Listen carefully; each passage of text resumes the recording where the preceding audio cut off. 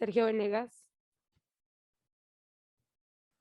Thank you very much, Coach. This is Sergio Venegas, live from Mexico City for deportrece.com. A year ago, I asked you in the Soldier Field what was difference and increased the rivalry. I don't know if you remember that. And now you just defeat Mexico in the Concacaf Nations League, and this could be the rematch, and you see the game against Canada.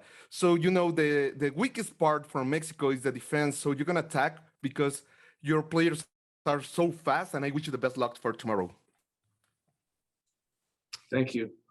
We're not necessarily targeting their defense and saying that's the weakest part of their team. We know they have a strong team. In terms of the Nations League win, we don't even remember that anymore. It's only about the game tomorrow.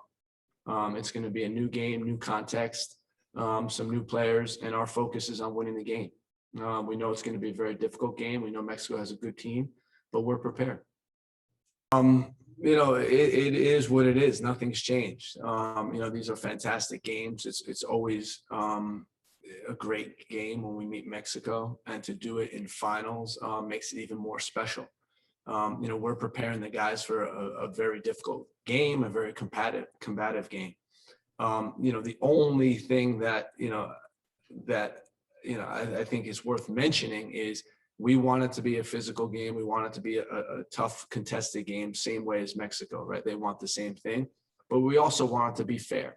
And, that's the referee's role in this game, is to manage the game in a fair way. I've seen numerous times when the players from Mexico are grabbing players' necks and in the facial areas, and that has no place in the game. We can't have that in the game. We want our guys to battle. We want both teams to battle. We want it to be physical, but that has no place in the game. When I saw the semifinal, I didn't think the referee did a good job of managing that at all. And they need to get ahead of that. There can't be any hands to the neck or to the face. The games will be very difficult. The games will be very tense. There's small things that separate the winner. Look at both of the games. They're both one-goal games in terms of one-goal difference between the winner and the loser, and one went to overtime. So, the other was decided in the second half. We know it's going to be a tight game.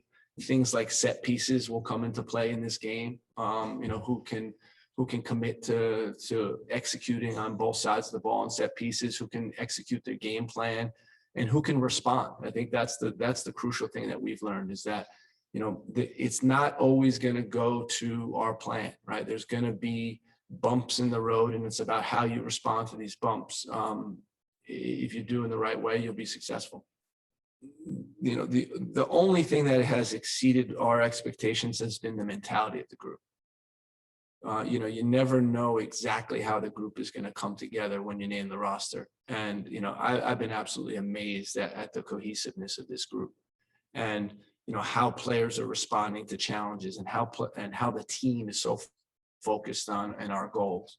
A good example would be, the Canada game. There could be, we were so determined that we wanted to win the group, and we wanted to achieve that milestone objective, that the guys grinded and gave every single thing they had in that game.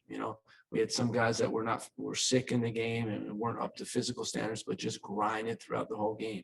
The quarterfinals and semifinals, how the impact of substitutes and how everyone's behind each other. So from that standpoint, I've been really impressed with the mentality of the group and the cohesiveness of this team.